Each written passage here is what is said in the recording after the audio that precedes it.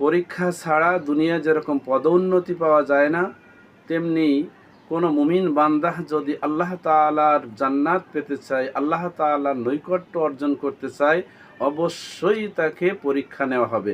এটা আল্লাহ তাআলার কোরআনের বাণী।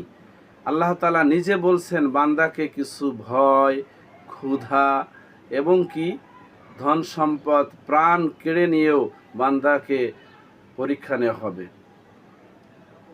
তাহলে আমাদেরকে কোনো বিপদ আপদে, বালা মুসিবতে ভেঙে পড়ে চলবে না, সবরকারী হতে হবে, ধৈর্যশীল হতে হবে। যেই ব্যক্তি ধৈর্য ধরবে, আল্লাহ তাআলা তাকে জান্নাতের সুসংবাদ দিছে।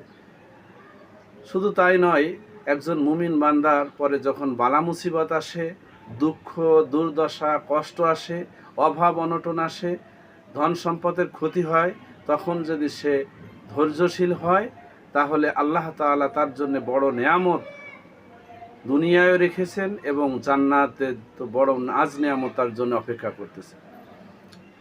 তাই একজন মুমিন বান্দাকে অবশ্যই পরীক্ষা দিতে হবে। হে ভাই ও বোনেরা, পরীক্ষা ছাড়া আল্লাহ তাআলার জান্নাত পাওয়া যাবে না। বালা মুসিবত আল্লাহ তাআলা তাকেই বেশি দেয় যাকে পছন্দ করে, যে আমার বান্দা কতটা আমাকে ভালোবাসে। একটা বিপদ আসার সাথে সাথে যদি সে বলে হায় হায়, আমি নামাজ পড়লাম, রোজা রাখি, সৎ পথে চলি, তারপরে কেন আমার উপরে বালা মুসিবত আসলো, এই কথা বান্দা কখনো মুমিন বান্দা বলতে পারে না। মুমিন বান্দা তখন বলবে ক্বালু ইন্না লিল্লাহি ওয়া ইন্না ইলাইহি রাজিউন।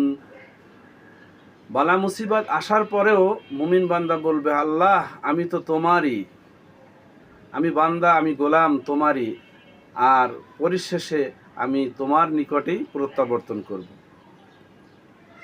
মুমিন বান্দা কখনো ভেঙে পড়ে না, মুমিন বান্দা কখনো হতাশ হয় না।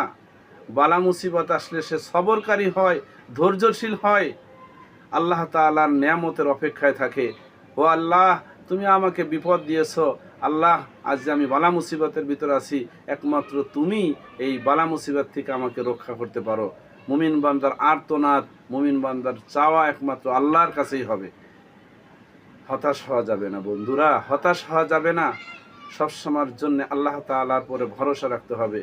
আমি মুমিন, আমি আল্লাহকে বিশ্বাস করি, আমি ফেরেশতাকুলকে বিশ্বাস করি, আমি নবী রাসূলকে বিশ্বাস করি, আমি পরকালকে বিশ্বাস করি।